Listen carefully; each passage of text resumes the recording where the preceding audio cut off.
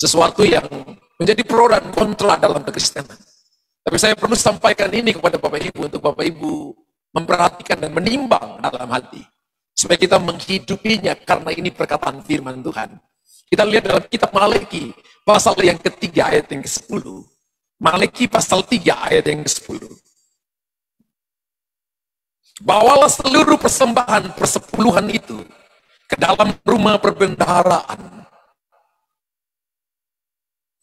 supaya ada persediaan makanan di rumahku, dan ujilah aku.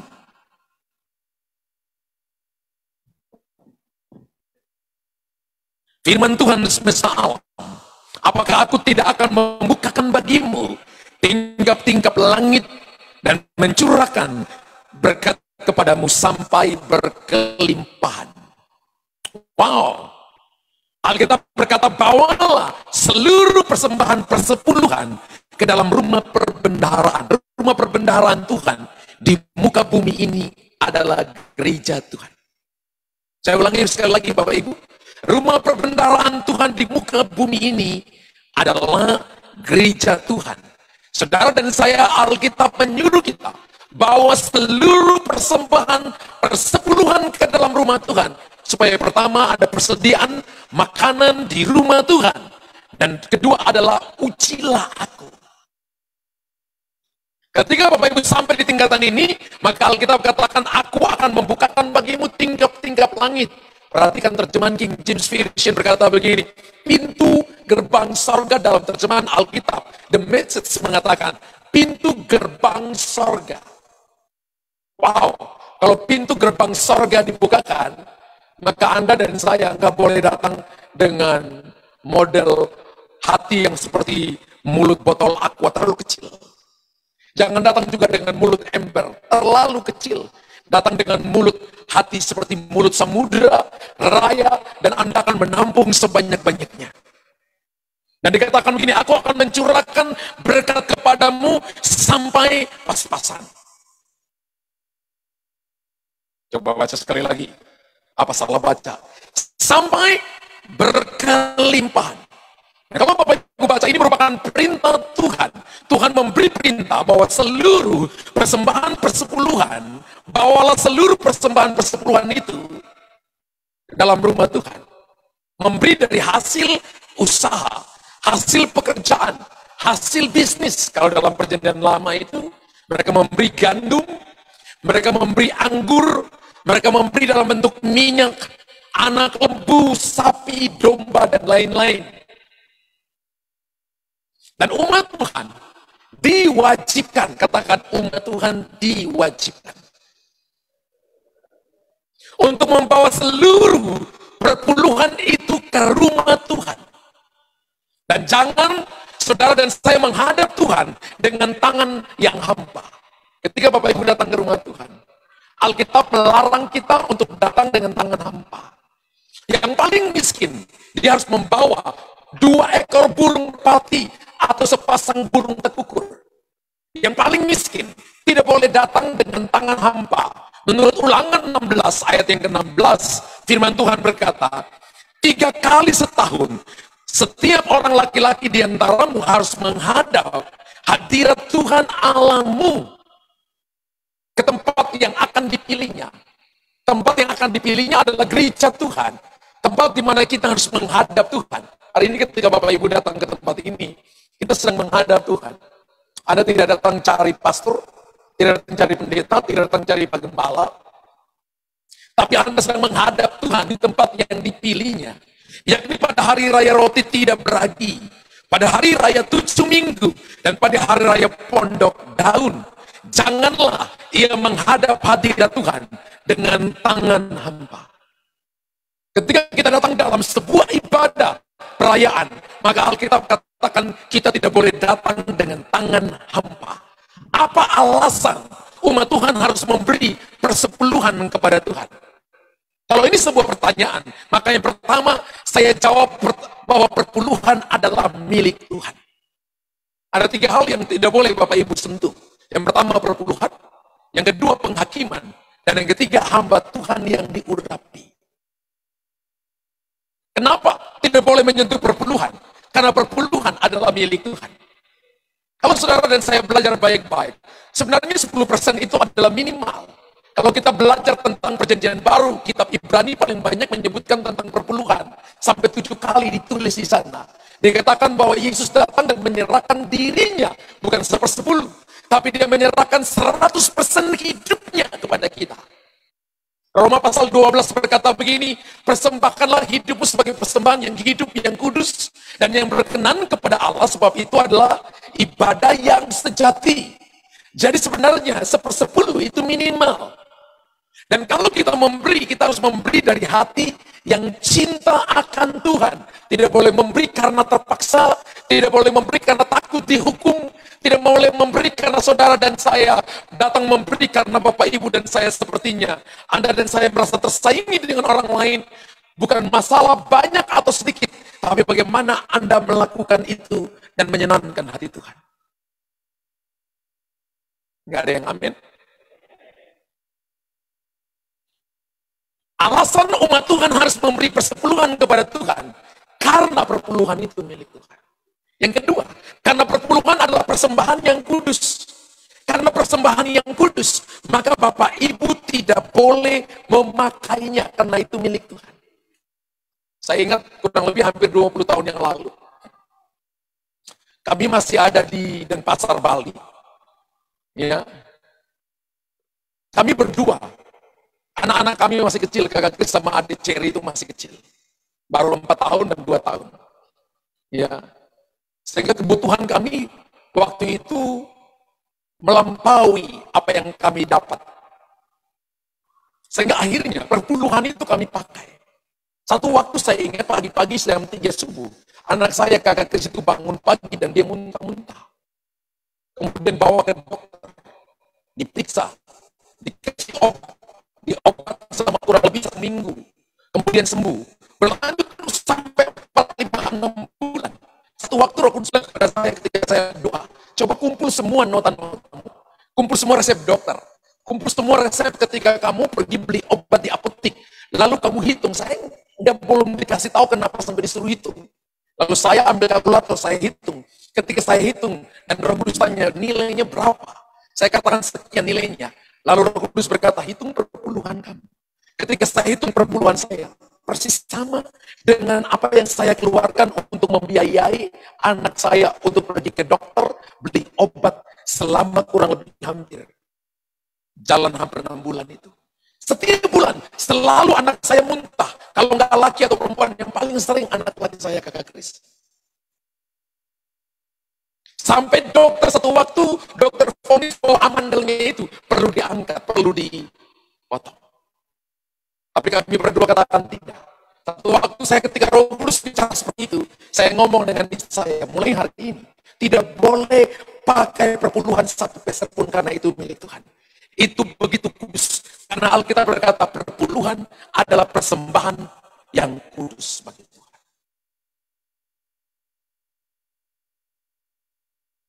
Haleluya. Saya alami secara pribadi. Dan mulai hari itu sampai hari ini, kami tidak pernah pakai perpuluhan. Justru kami memberi, ada kalanya di jemaat, ada kalanya pengusaha dan sebagainya, banyak kali perpuluhan gembala lebih besar daripada mereka. Karena di depan itu selalu ditaruh setiap awal bulan.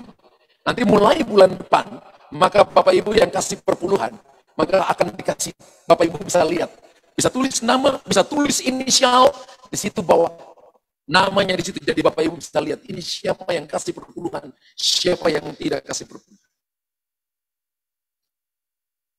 Bapak Ibu nanti bisa lihat nanti ketika next month bisa nanti akan nanti ditempelkan di situ. Bapak Ibu bisa setiap kali masuk bisa perhatikan di situ.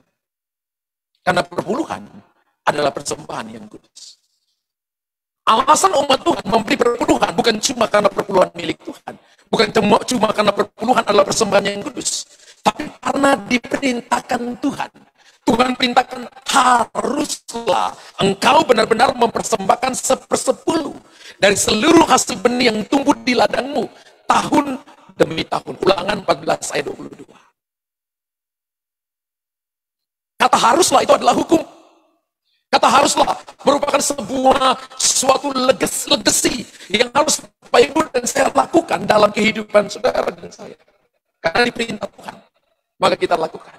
Saya ingat ketika masa pandemi 2000, itu gereja itu tidak ada gereja. Kita di Makassar nggak ada gereja. Di sini pun juga kita benar-benar closing sampai 2000, kita baru mulai di sini ini 2002 kalau nggak salah, atau 2001 akhir 2002. Jadi dalam 2 tahun itu benar-benar tidak ada ibadah sama sekali. Otomatis pemasukan dalam gereja itu benar-benar sangat minim. Dan ketika satu waktu saya doa, Roh Kudus berkata begini, kamu harus tetap jadi contoh dalam beri perpuluhan. Apa itu tahu saya kurangi perpuluhan. Kan ada suara lembut dari saya tahu itu adalah suara Roh Kudus, bahwa tambahkan perpuluhanmu, naikkan perpuluhanmu. Secara logika nggak mungkin. Jemaat tidak memberikan perpuluhan karena situasi masa-masa pandemi. Lalu Roh Kudus berkata kepada saya, naikkan perpuluhanmu. Saudara, saya lakukan. Kurang lebih dari Januari, Februari, mulai Maret, April, Mei, Juni, Juli, Agustus. Saya ingat waktu itu. Saya masih terkunci di sini dengan istri saya mulai dari Maret, April, Mei, Juni, Juli, dan Agustus. Saya terkunci di sini 5 bulan. Tapi saya tetap memberi perpuluhan. Bahkan saya naikkan perpuluhan saya. Dalam waktu 5 bulan itu, tiba-tiba Tuhan gerakkan orang yang selama ini berkata, Pak, gereja sudah jadi belum? Justru kami membangun di tengah-tengah itu ketika saya taat untuk mengembalikan milik Tuhan. Saya nggak katakan, karena gereja itu tidak ada pemasukan, saya juga nggak dapat persembahan kasih. Jadi saya tidak kasih persembahan, mengembalikan perpuluhan. No, saya memang nggak ambil persembahan, karena pemasukannya sangat minim. Tapi Tuhan katakan, apa yang ada padamu, kamu beri. Dan saya lihat, saya nggak jadi miskin. Saya nggak lihat, kami nggak kurang sama sekali. Justru saya bersaksi untuk kemuliaan Tuhan, kami mengalami more than enough. Tuhan cukupkan kami di tengah-tengah masa krisis, bahkan membangun di tengah-tengah masa krisis cuma 12 bulan, kami telah menunggu 7 tahun untuk pembangunan gedung gereja itu. Kami bangun di tengah-tengah masa krisis dari Maret 2020, selesai di Februari 2021. Kalau bukan Tuhan, nggak mungkin. Karena itu perintah Tuhan, maka harus bukan karena alasan, situasi, dan keadaan. Tapi apa yang ada pada kita dan Bapak Ibu mau melakukan itu, maka kita akan melihat kingdom supply. Kita akan melihat tingkap-tingkap langit akan dibukakan. Tuhan akan membuka pintu gerbang banjir, pintu gerbang berkat akan dicurahkan kepada saudara dan saya. Dan dikatakan jangan menghadap Tuhan dengan tangan kosong. Jangan menghadap Tuhan dengan tangan kosong.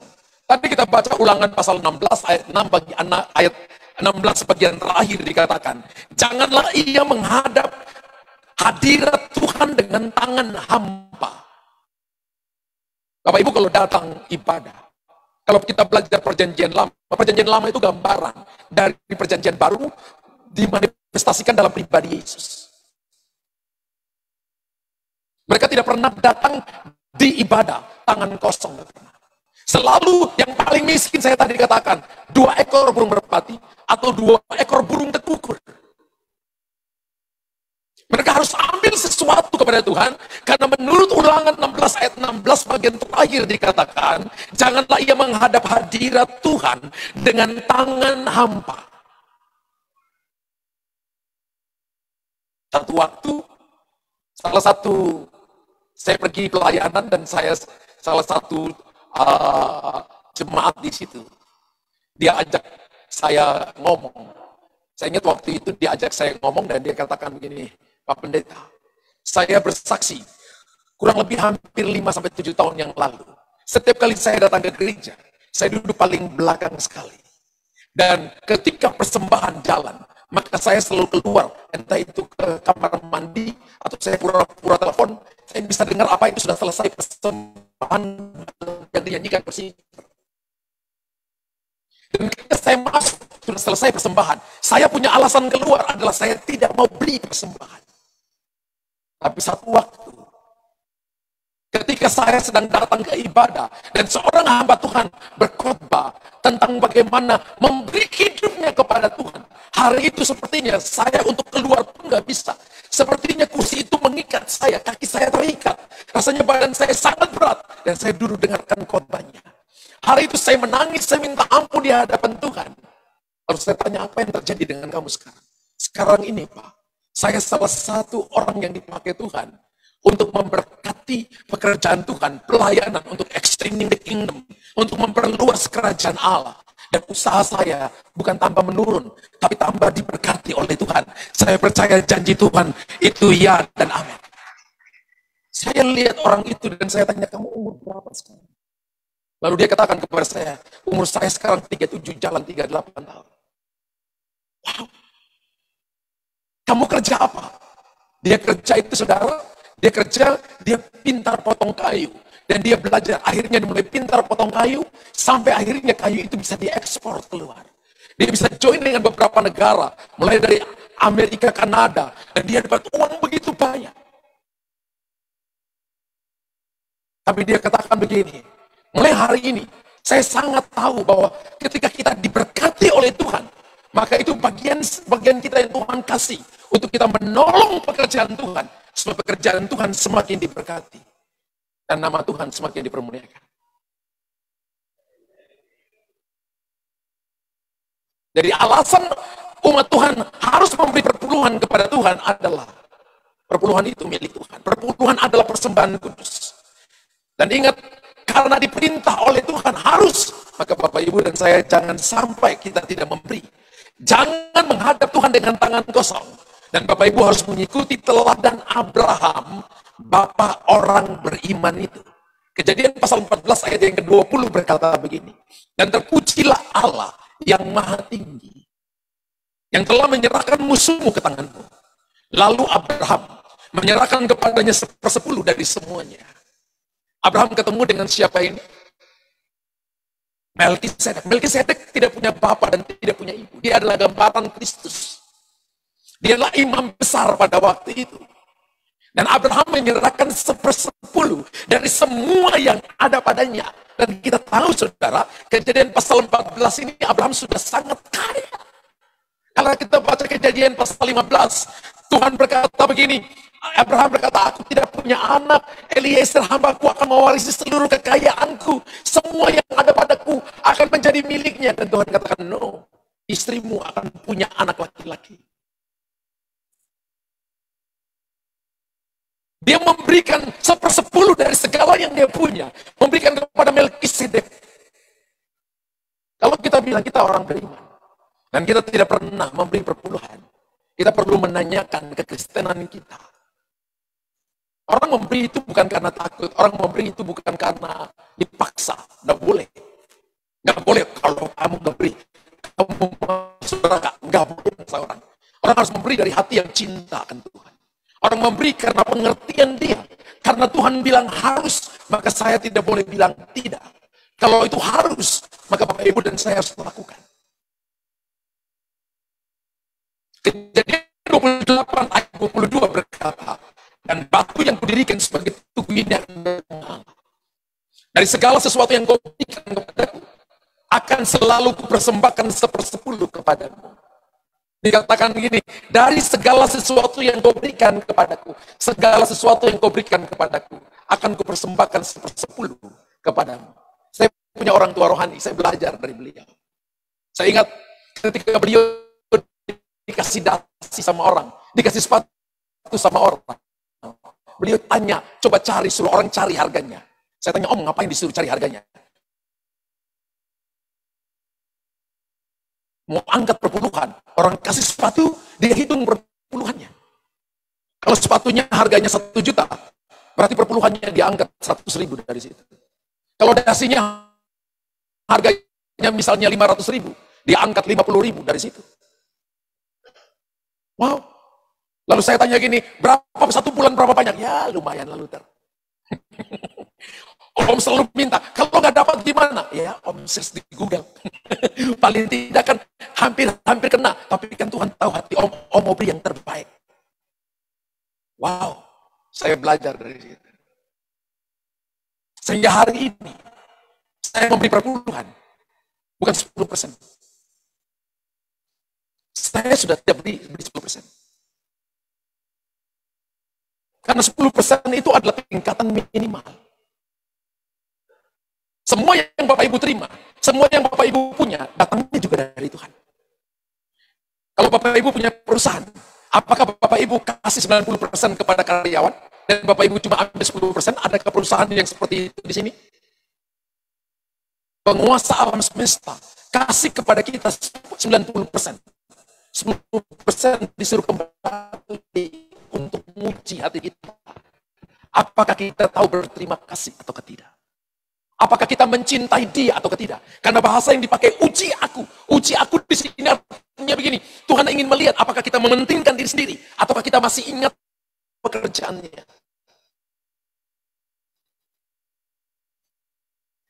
Apa tujuan kita memberi perpuluhan? Supaya kita belajar takut akan Tuhan. Ketika kita memberi perpuluhan, maka saya percaya bahwa kita sedang belajar takut akan Tuhan. Jadi orang yang tidak pernah mau memberi perpuluhan kepada Tuhan, dia tidak pernah takut akan Tuhan. Kalau Bapak Ibu baca kitab Amsal 1 ayat 37, takut akan Tuhan adalah permulaan pengetahuan. Orang yang punya pengetahuan di sini bukan knowledge, tapi pengetahuan di sini adalah wisdom. Wisdom itu Sophia. Sophia itu adalah pewahyuan yang orang yang ke sekolah pun tidak mengerti, tapi Anda mengerti. Anda bisa memilah, Anda bisa melihat situasi, bisa tahu keadaan, tahu kapan menabur, tahu kapan tidak menabur, tahu kapan ketemu orang ini, tahu kapan untuk menolak seseorang. Itu namanya wisdom. Datang dari mana? Belajar takut akan Tuhan. Dan orang keuangan saya sangat tahu, ada kalanya saya sebelum minggu pertama seperti sekarang kan kita kasih kesempatan ke jemaat untuk kasih perpuluhan. Orang juga bisa kasih minggu kedua, minggu ketiga. Orang juga bisa kasih di minggu keempat. Minggu pertama kita adalah memberi perpuluhan, minggu kedua kita umum, minggu ketiga misi, minggu keempat diakonia. Supaya engkau belajar takut akan Tuhan. Ulangan 14 ayat 23. Bagian B berkata, di hadapan Tuhan Allahmu, di tempat yang akan dipilihnya untuk membuat namanya diam di sana.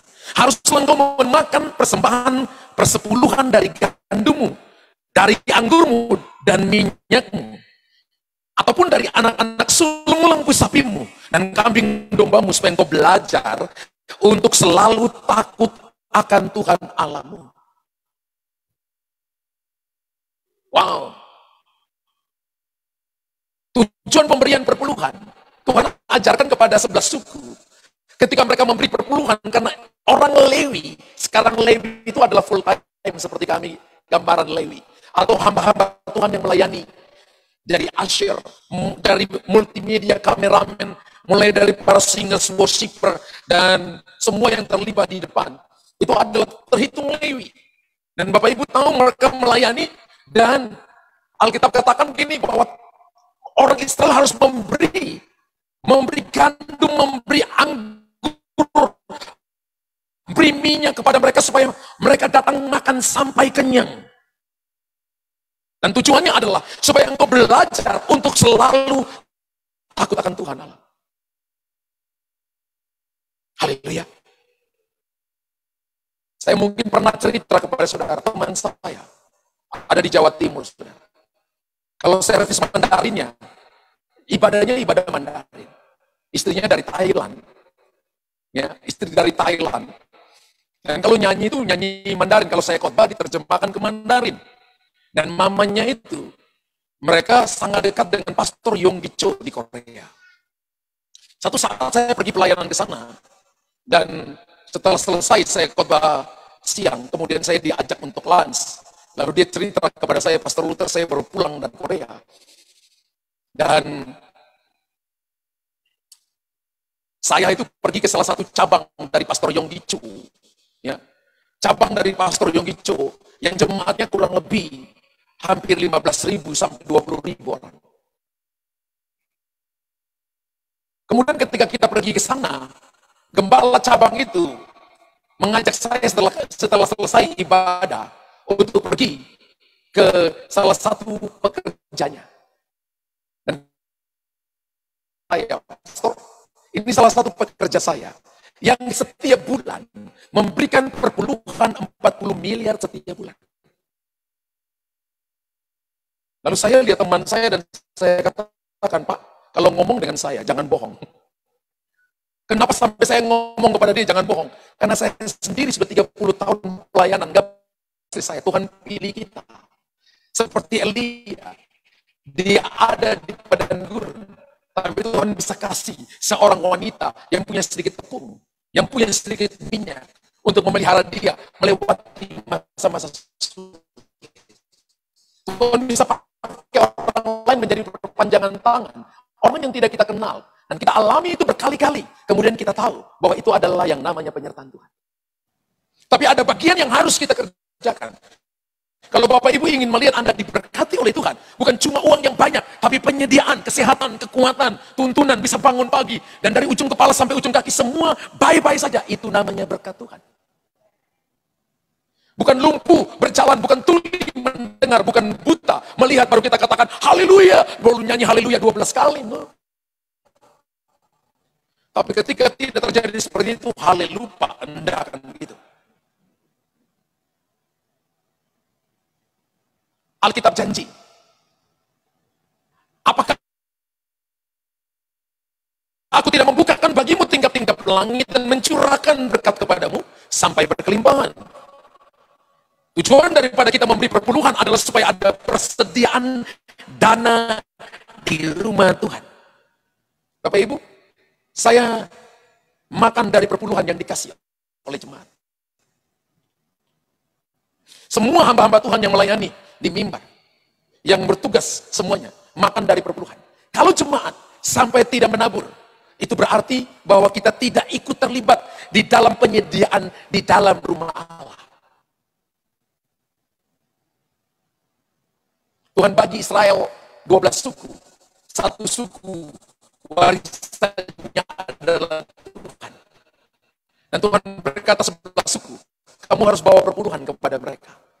Dan mereka yang makan. Kemudian imam membagi, dikasih kepada orang asing, dikasih kepada orang miskin, dikasih kepada orang-orang yang membutuhkan, lalu dibagi. Ada diakonia, diakonia pun dibagi. Ada kepada ibu-ibu janda yang 60 tahun ke atas. Ada yang janda tapi janda-janda yang tidak benar-benar janda. Yang namanya janda genit-genit. Alkitab kasih ukuran janda itu di bawah 60 tahun ke atas. Yang di bawah 60 tahun ke bawah saya katakan kalau kamu mau nikah, nikahlah. Karena Alkitab ajarkan seperti itu. Ya, kalau di atas 60 tahun baru kita bilang itu JANDA, janda.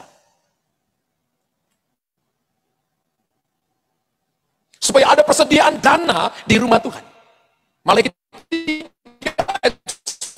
berkata begini, bawalah ke gereja Tuhan. Gereja yang mana?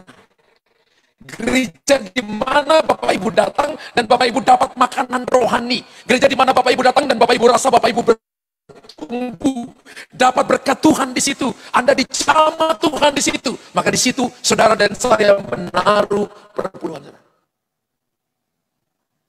Salah satu teman saya, gembala, istrinya berkata, Pastor Luther, saya nggak taruh di gereja saya. Kenapa? Saya taruh di gereja itu. Sebab ada kalanya ketika saya nggak ada di situ, karena anak-anak saya kuliah tidak di itu, anak-anak saya kuliah di kota lain, dan ketika saya datang di situ, sepertinya saya dikasih makanan rohani, dan akhirnya saya putuskan perpuluhan saya taruh di situ. Saya lihat ibunya. Saya katakan, betul tante? Iya. Berapa lama? Ya sudah bertahun-tahun. Terus waktu bilang ke om, nggak apa-apa, memang dia makan di situ.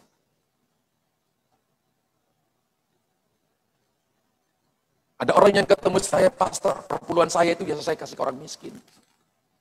Biasa saya kasih ke anak yatim. Boleh nggak? Saya bilang, nggak apa-apa. Tapi saya katakan itu namanya persembahan khusus.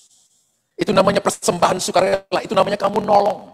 Yang namanya perpuluhan itu adalah ibu taruh di rumah Tuhan. Aduh Pak, itu gembala itu Pak, itu kalau dapat perpuluhan, aduh mobilnya tambah banyak. Aduh, rumahnya tambah gede, Pak. Di tangannya semuanya ada berlian, Pak. Saya katakan gini, kalau ibu kasih perpuluhan, bukan lihat tampilan gembalamu. Tapi ibu melakukan apa yang Tuhan suruh ibu kerjakan. Kalau pendetamu salah pakai uang, urusan dia dengan Tuhan. Tapi Tuhan akan tetap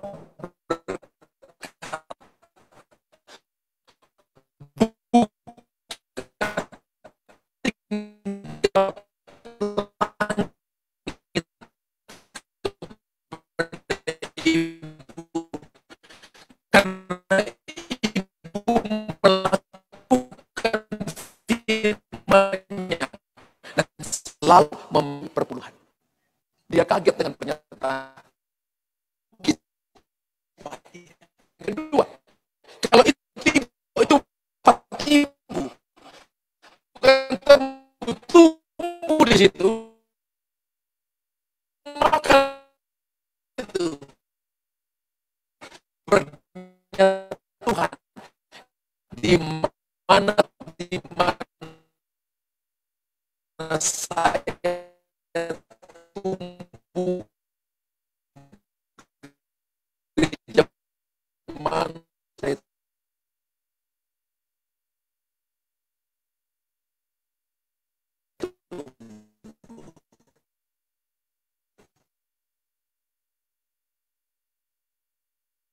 full time atau hamba-hamba Tuhan yang terlibat di dalam pelayanan Tuhan. Haleluya.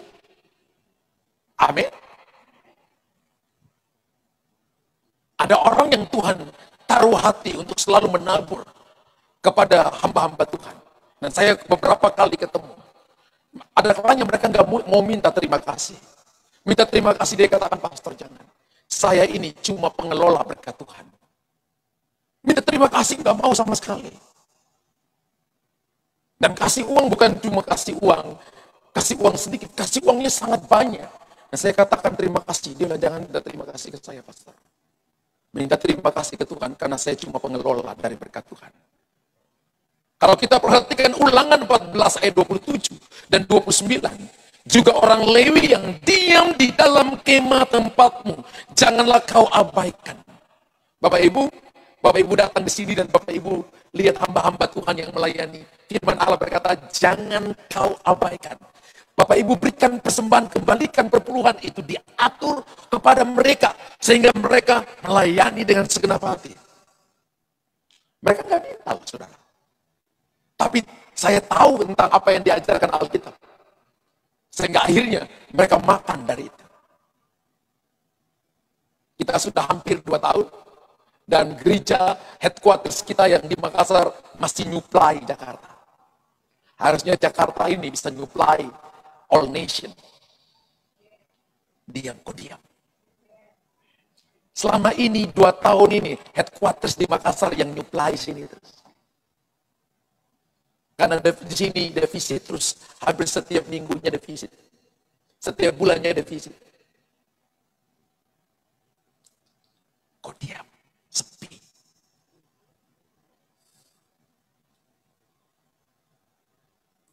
Alokasi perpuluhan selanjutnya bagi anak yatim, bagi janda, bagi orang asing, serta umat Tuhan.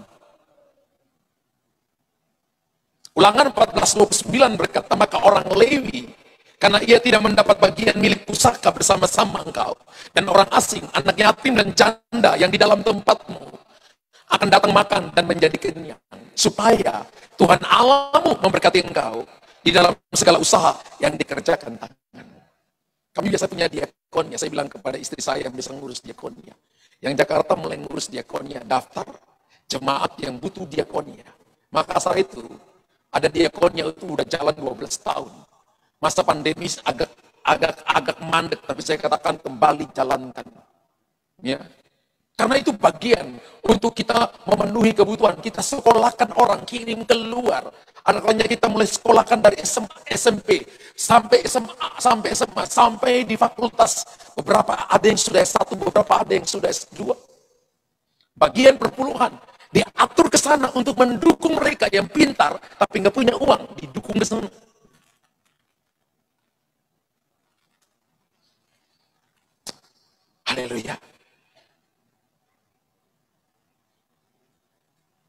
anak yatim.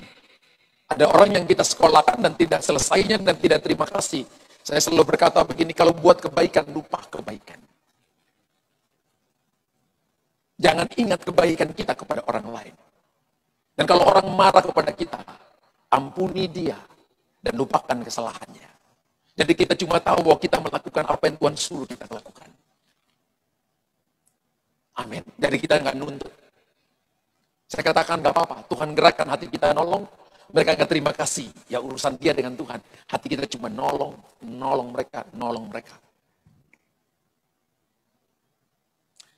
Dulu kita bantu gereja-gereja untuk membangun gereja di kecamatan-kecamatan, di desa-desa begitu banyak, mereka harus masukkan proposalnya, harus melalui BPD-nya. Tapi satu waktu saya dapati bahwa dia cuplik temannya yang punya peruntukan semen, batu, paku itu sama semua, 0 komanya sama. Kemudian saya katakan, wah ini nggak benar. Lalu saya katakan ini, stop.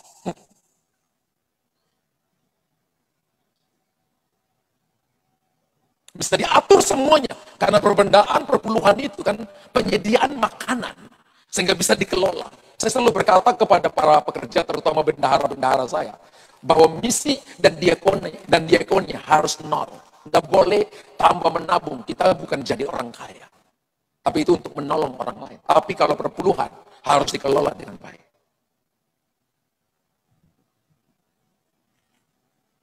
Kalau misi dan diakonnya tidak boleh bertambah.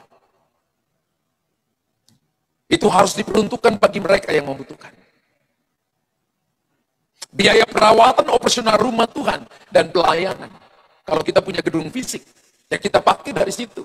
Saya katakan bahwa gedung Geraha CKF yang ada di Makassar, saya kasih tahu kepada engineering, nggak boleh ada satu lampu yang mati. Kalau lampu mati hari ini juga kamu ganti. Tidak boleh ada dinding yang noda hitam, tercoret apapun. Tidak boleh ada sampah yang jatuh. Harus bersih. Karena rumah Tuhan. Harus lebih bersih dari rumah yang kita tinggal. Harus lebih bagus dari rumah yang kita tinggal. Kalau tidak lebih bersih dari rumah yang kita tinggal, maka hati kita yang kotor. Ada kliennya kalau saya ada di kantor, saya jalan dan ada klien saya begini. Kalau ada debu saya katakan ini, kepada cleaning service, hati kalian masih kotor semua. Ayo bersihin lagi.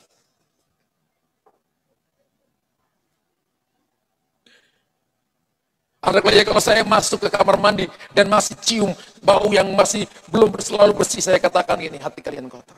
Hati kalian masih bau yang gak enak. Haleluya.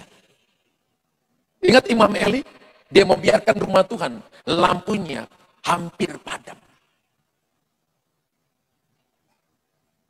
Gereja itu kan sebenarnya bukan gedung fisik, tapi gereja adalah organisme pribadi. Yang kedua adalah gedung fisik, yang ketiga organisasi, dan yang keempat adalah gereja adalah tubuh Kristus. Secara universal gereja adalah tubuh Kristus dan Yesus adalah kepalanya. Harus dirawat. Jiwa-jiwa harus dirawat. Nah, saya bersyukur punya istri yang sangat care satu dengan yang lain.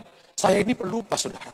Kalau orang-orang Pak Roni, Ibu Yesi ingat, Yola, John ingat. Tapi yang Bapak Ibu yang baru ketemu dengan saya 1-2 kali, saya lupa.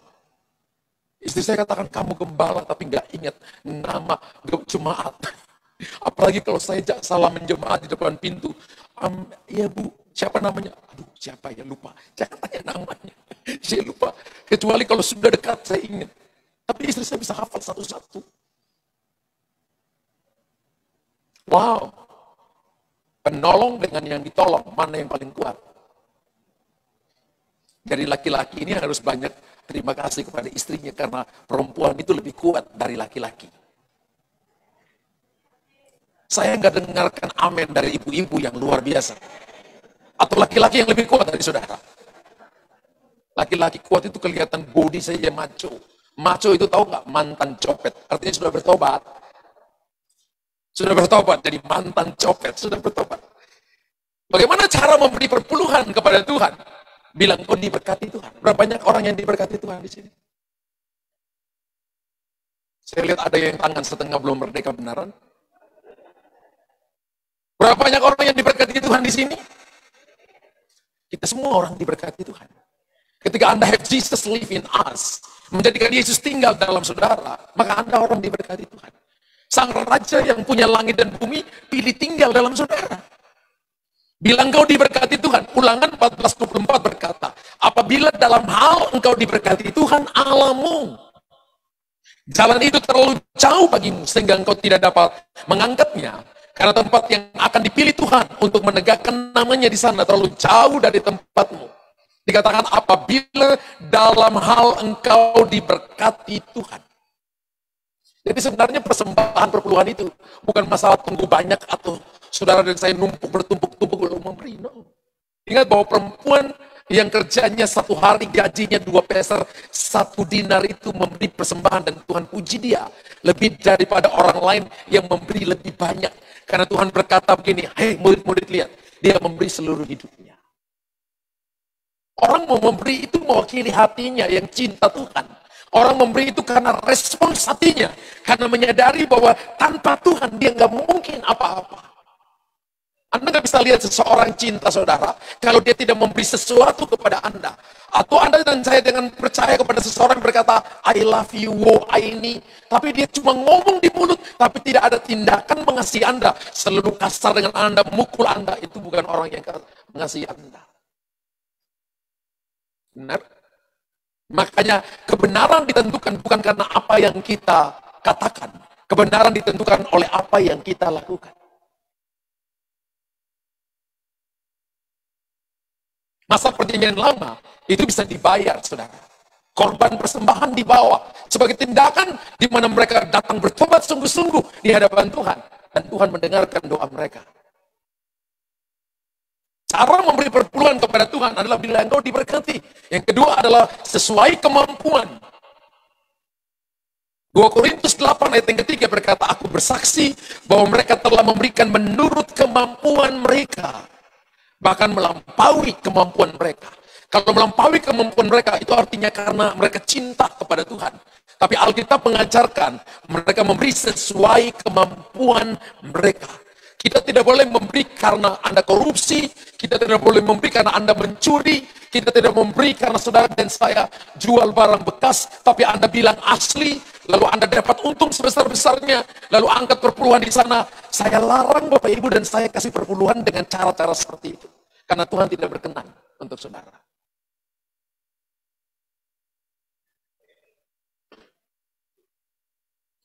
Kok Bapak Ibu nggak senyum? Mereka telah memberikan menurut kemampuan mereka. Bahkan melampaui kemampuan mereka. Beberapa dari Bapak-Bapak Ibu di sini saya sering lihat bahwa Anda memberi perpuluhan. Sisi, kamsia. Haleluya. Karena saya dilapor sama orang keuangan. Pak, ini siapa? Oh, kalau yang ini Jemaat Jakarta saya tahu. Makanya tadi saya janji kepada saudara, next month, awal bulan, nanti kita akan taruh di depan. Bapak Ibu masuk dan Bapak Ibu bisa lihat. Kalau Bapak Ibu nggak tulis nama, Bapak Ibu tulis NN, maka kita akan keluar non-name di situ NN. Tapi kalau Bapak Ibu tidak mau orang tahu, Bapak Ibu singkat namanya, ya LD atau ya RR atau cuma nama atau tanggal lahir boleh dari Bapak Ibu mudah identifikasi sudah masuk atau belum.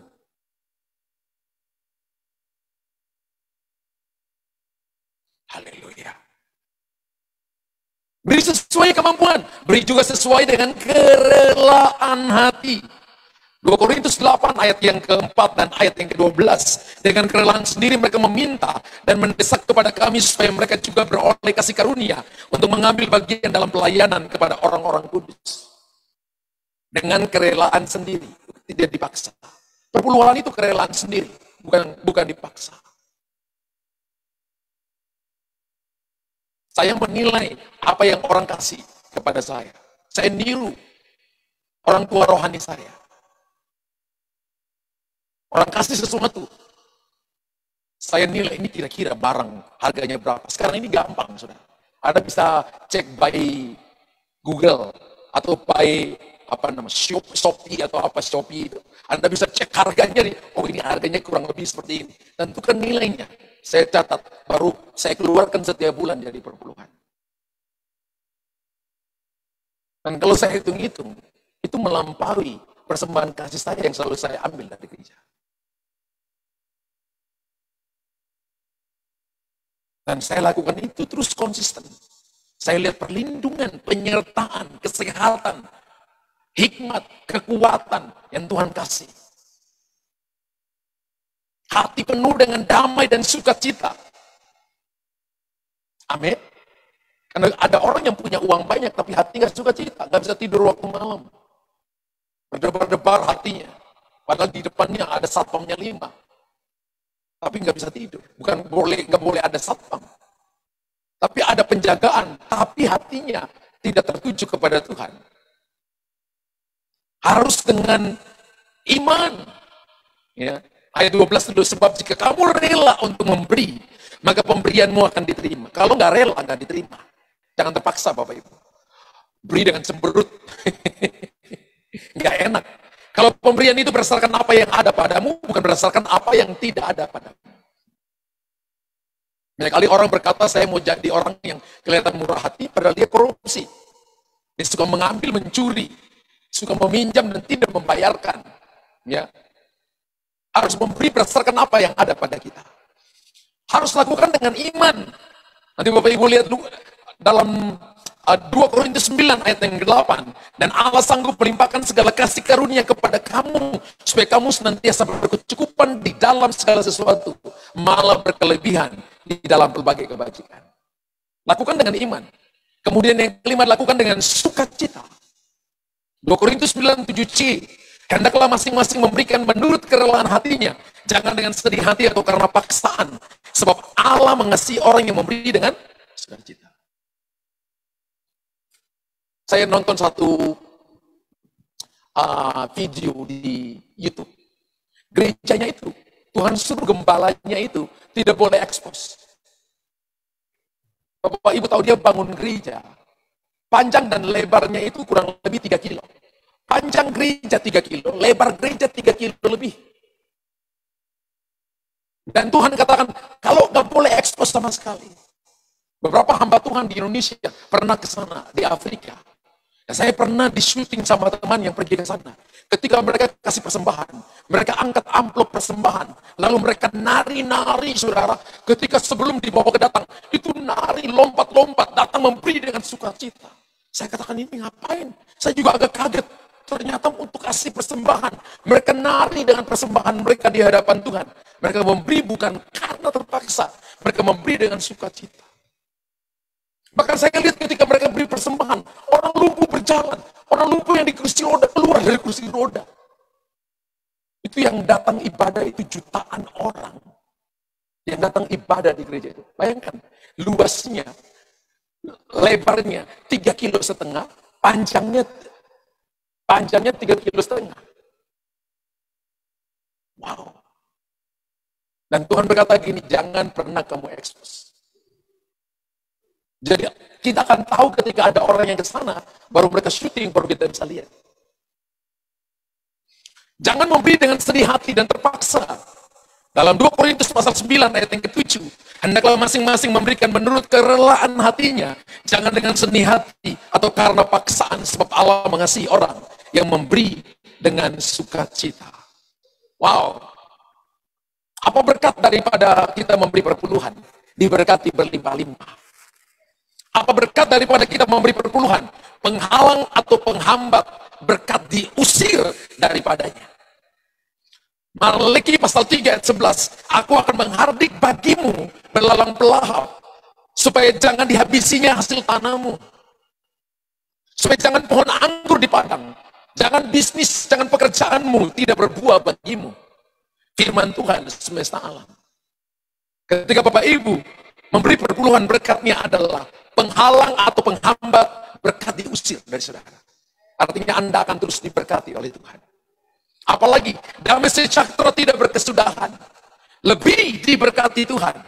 Kisah Rasul 20 ayat 35, dalam segala sesuatu telah kuberikan contoh kepada kamu, bahwa dengan bekerja demikian, kita harus membuat orang-orang yang lemah membantu orang-orang yang lemah, dan harus mengingat perkataan Tuhan Yesus. Sebab ia sendiri telah mengatakan, adalah lebih berbahagia memberi daripada, mana yang lebih enak, memberi atau terima?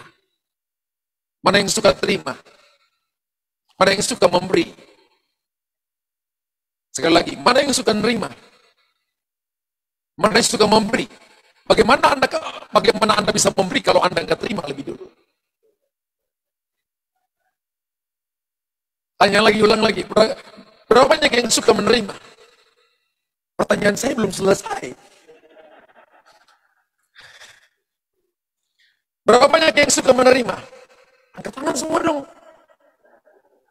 Tapi setelah Anda terima, maka di dalamnya ada dua benih. Ada benih untuk Anda tabur, ada roti untuk makan. Bahayanya adalah Anda menerima dan Anda makan sendiri. Itu bahaya. Makanya dibilang spirit of Linta.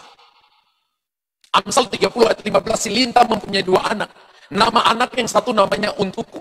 Nama anak yang kedua Untukku. Lucu ya. Bapak Ibu punya anak yang pertama namanya siapa?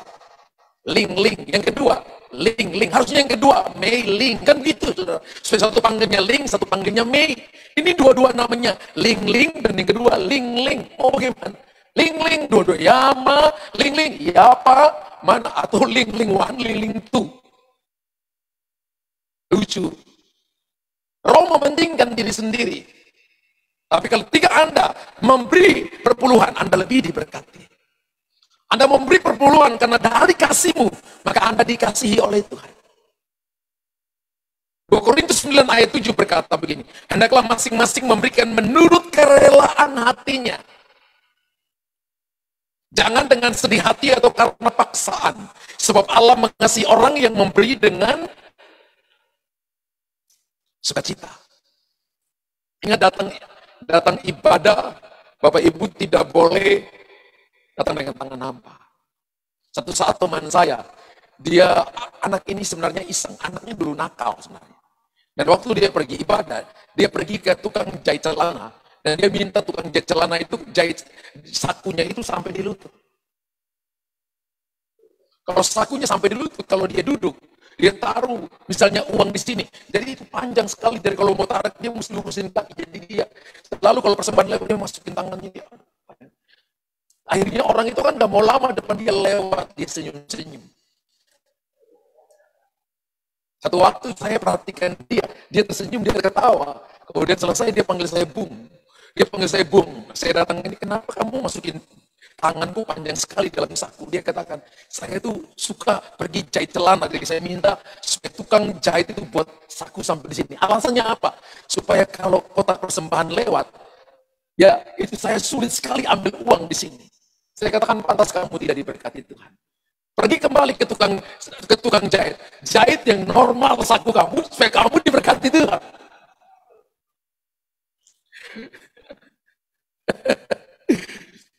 Saya ingat 1 tahun kemudian dia datang kepada saya dan dia katakan, ini pastor, saku saya sudah normal. Saya bilang, puji Tuhan kamu sudah bertobat. Itu nakal, itu anak nakal. Ada banyak kalau kantong persembahan lewat, bukan dia yang kasih persembahan, dia masukin tangan dalam kantong persembahan, uang dalam kantong persembahan dia tarik masuk ke dalam sakunya. Saya harap tidak ada di sini, itu tanda belum bertobat dan Anda bagian dipakai oleh kuasa kegelapan. Saya dengar ada yang ketawa sendiri-sendiri di situ. Resiko bila tidak memberi perpuluhan adalah kena kutuk dan tidak kena kutuk dari Tuhan dalam semua segi kehidupan. Maliaki 3:9, kamu telah kena kutuk. Ini resiko bila tidak memberi perpuluhan. Kamu telah kena kutuk. Kena kutuk dari Tuhan dalam semua segi kehidupan. Kamu telah kena kutuk, tetapi kamu masih menipu aku. Terjemahan bahasa Inggris berkata merampok Tuhan. Jadi orang yang tidak kasih perpuluhan, dia sedang rampok Tuhan.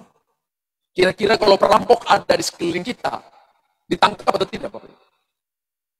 Ditangkap polisi atau tidak? Atau polisi, oh perampok, keren banget lo. Ada polisi yang seperti itu?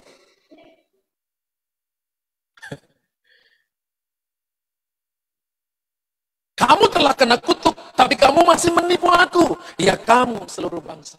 Coba Bapak Ibu evaluasi. Kira-kira pekerjaan saya, kira-kira bisnis keluarga, anak-anak saya, pelayanan, kenapa sampai seperti ini? Coba koreksi, apakah kita lalai dalam melakukan apa yang Tuhan suruh kita lakukan? Terutama dalam memberi perpuluhan. Kalau kita lalai, Bapak Ibu, maka kita kena kutuk.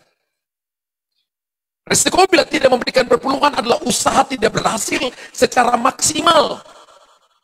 Malaikat 3:11 berkata, aku akan menghardik bagimu belalang-belalang, supaya jangan dihabisinya hasil tanahmu, dan supaya jangan pohon anggur di padang tidak berbuah bagimu. Firman Tuhan semesta alam. Hasil ada tapi tidak maksimal.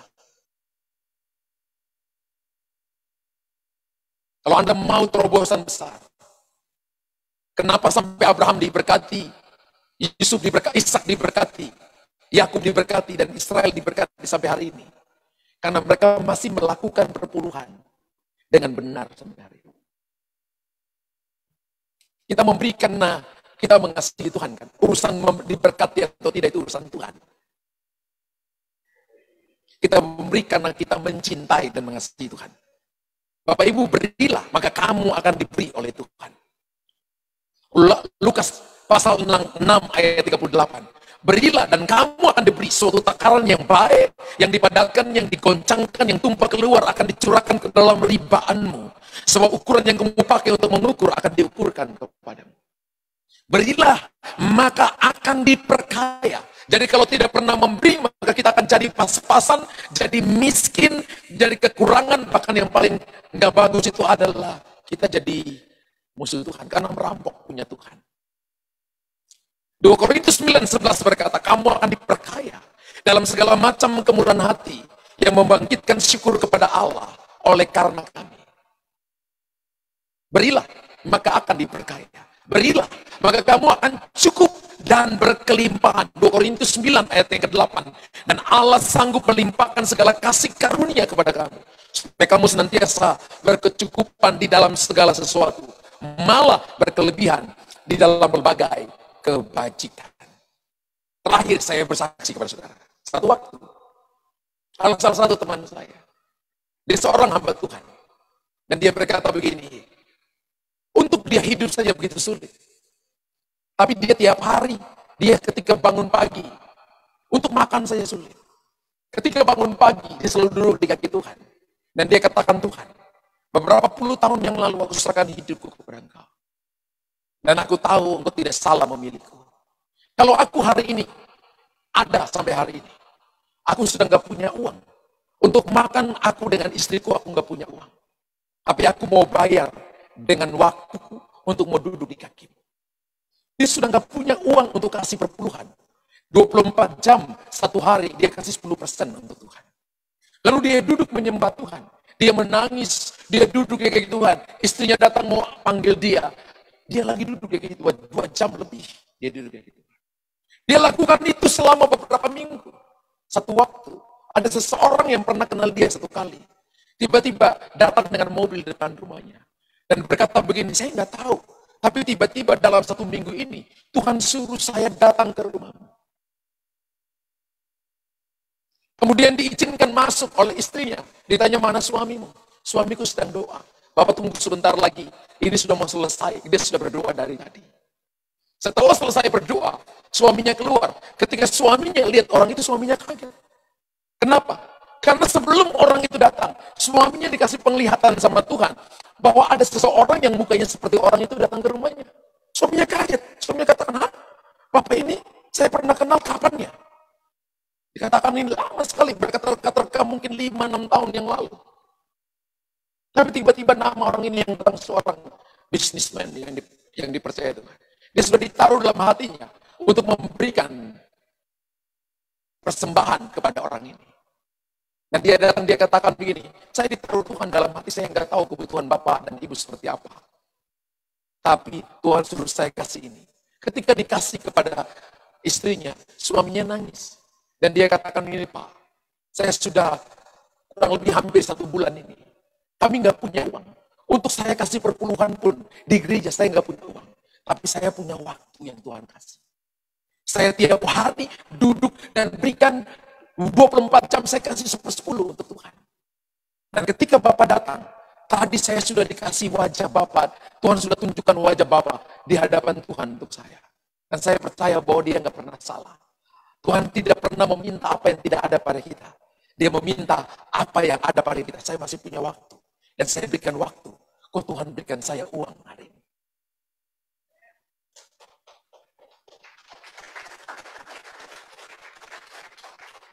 Saya ketika teman saya ini cerita untuk saya itu tarik napas ulang-ulang karena saya nggak mau nangis di depan dia.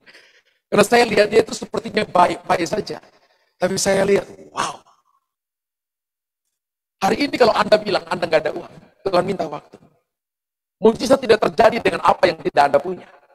Apa yang selalu Anda punya, Tuhan kerjakan. Sekecil apapun yang Anda punya. Kalau Anda mau jujur dengan Tuhan, melakukan dengan hati yang bersukacita, Tuhan itu dia Bapa lebih baik daripada Bapa kita di dunia. Dia sanggup menolong kita dalam segala keadaan. Selesai khotbahnya.